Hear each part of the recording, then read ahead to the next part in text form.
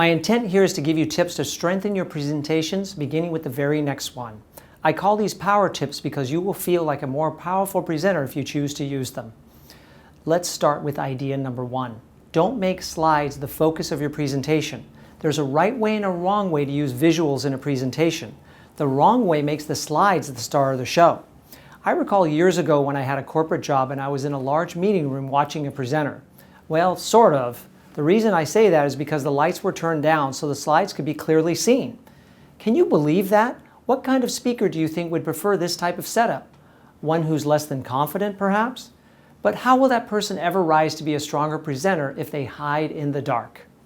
Even in well-lit rooms, I've seen a setup where the screen for the slides is front and center, which requires the speaker to be to the side. Now, I understand that it's not always the speaker's say as to how the room is set up. For example, when you're speaking at a conference. But it doesn't mean you need to allow your slides to be the focus. There's a button on most wireless remotes that allows for the screen to be blacked out. You should get used to using that button, especially if you're the type of speaker that relies on slides too much. Trust me when I say that your future as a speaker depends on your ability to hold the audience in the palm of your hand with your speaking prowess, not your slide making skills. So how can you challenge yourself to rise higher as the star of the show? Here are some ideas. First, create a presentation with no slides. Doing this will force you to focus your message on the audience. It's just you and them. Just think, they won't be looking at the screen and neither will you. You will be the star of the show for the whole presentation. Now, if you do create slides, use mostly images and not text. My favorite type of slide is a single headline with a single image. I spend a lot of time finding just the right image to enhance what I'm saying at that time. When I've found it, I know it will say 1,000 words, whereas I couldn't fit more than 40 or so textually. This approach keeps the attention on me even when I use slides, since there's little to read on the slide. And as I mentioned earlier, I learned to use the blackout button. When you really want 100% of the attention, for example, when you're telling a great story, this move will really get it. Let's face it, audiences are attuned to look at a screen when it's on, even if they've already been looking at it for a few minutes. Black it out and they'll focus on you. All right, let's go on to tip number 2 that will help you to ensure your presentation is anything but typical. Get to know your audience.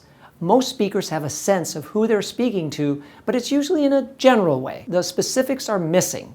When you know your audience at a deeper level, it really opens up some great possibilities for you. Let me give you an example from my own experience. There was a time when I was hired by a company to give a public speaking class for a team of medical professionals. It was going to be one part of a day-and-a-half program. I knew after speaking with the organizer which aspects of the speaking the group could use training on. So I knew what to focus on, but I didn't stop there as most speakers would. I wanted to go further. So I learned about the type of work these people do and the audiences that they usually speak to.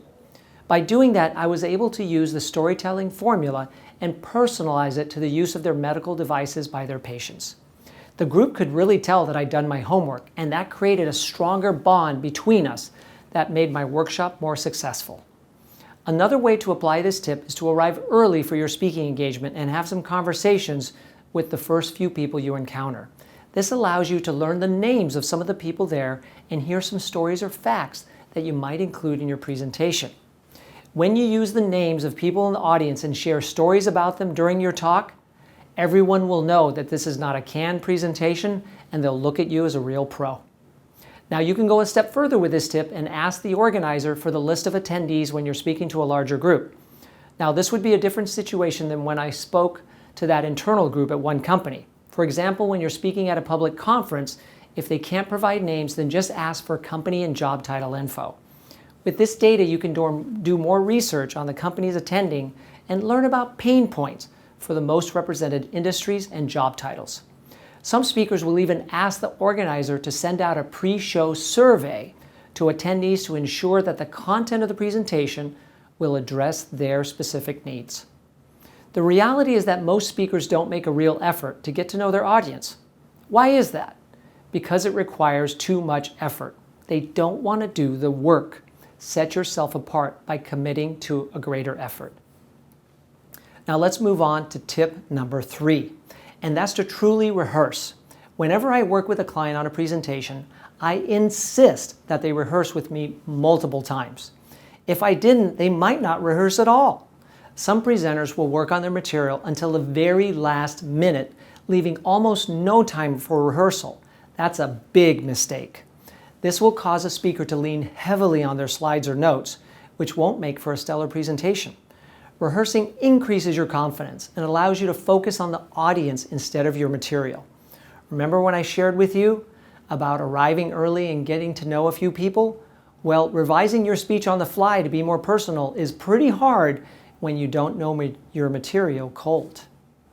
Rehearsal will also help you to fine-tune parts of your speech that don't work as well as you thought when hearing them said aloud. It's amazing what you'll learn by going through your presentation, saying exactly what you intend to say. You'll realize that this statement sounds stiff, or that transition doesn't work so well, or that this section needs more explanation. For example, rehearsing this presentation caused me to change it. Rehearsal always helps. There's another really strong benefit to rehearsing, and that's to perfect timing. You may have found yourself in an audience and witnessed one of these common scenarios. The speaker starts speeding up because they realize they're behind. The speaker goes overtime, sometimes way over time. In some cases, that's not allowed and the speaker gets cut off. The speaker ends well ahead of time. The speaker takes just one question during Q&A or cuts it out entirely because they've left no room for it. Recently, I attended a presentation where that happened and audience members were frustrated. This is what happens when you don't properly time your presentation in rehearsal. By going through multiple rehearsals, you'll have a really good sense of where you're landing in terms of timing. I recommend ending about 5 minutes before you're given time. This will allow you to take questions and ad-lib a bit, if that seems appropriate, or simply end just a few minutes early, which is often appreciated. So you might be wondering how many times you should rehearse. I recommend at least 3 times, all the way through, and do it standing up. It will feel more real to you that way. You can also try a few different ways of rehearsing by doing so in front of a live audience. Do this in front of people you know and trust so you can gauge audience reaction and get candid feedback. When you're working on new material, this can be really helpful.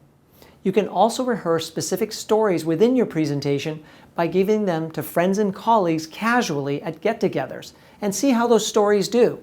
Your friends don't even know what you're doing, that you're actually rehearsing stories to find out how they land. You'll find that by doing this that some stories do well and they can be incorporated into a presentation and other stories need more work. You can also videotape your rehearsal to see and hear yourself. This will undoubtedly reveal changes that you can make to improve your presentation. Now, there's still one more type of rehearsal I recommend to clients, and that's the visualization rehearsal. With this way, I ask clients to close their eyes and visualize themselves giving the presentation, from being introduced right through the opening and on through the presentation. They see themselves confidently moving about the stage with good posture as they make good eye contact with the audience. They also see the audience responding well by clapping, laughing, and so on. This is a powerful technique that professional athletes use and you can incorporate into your rehearsal method. Do the work of rehearsing multiple times in multiple ways and you will really leap ahead as a professional speaker. You'll see your ability grow with each and every presentation when you do the work. And now we come to tip number 4, watch and learn. Not long ago, I took Craig Valentine's Humorous Speaking Secrets audio course. I was surprised at the number of examples Craig had laced throughout the course. It seemed that for every idea, there was a perfect example from a speech that Craig had given somewhere around the world. It was so impressive, and it really helped me to deeply understand his secrets of humorous speaking. What's more, I learned about Craig's own effort to improve as a speaker. He records his speakers, listens to them, and watches them to improve his own abilities. So Craig taught me a valuable lesson, that you need to watch your own videos, but also you should be watching and learning from other speakers. On YouTube alone, there are many, many speeches given by professional speakers that are fine examples for you to watch and learn from. add this to your work that you do to become a better speaker. And when you add this tip to the other 3 that I've given you in this presentation, you will find that beginning very soon, within the next 30 days, you will start to become a more confident and capable presenter that wows audiences. Thank you for watching this video. If you've enjoyed it, please comment on it. Please share it, like it, and subscribe to my channel. If you have questions for me, email me at michael@buildandbalance.com. And of course, if you'd like to learn more about my public speaking, coaching, and training services, visit my website, buildandbalance.com, to learn more. Thank you.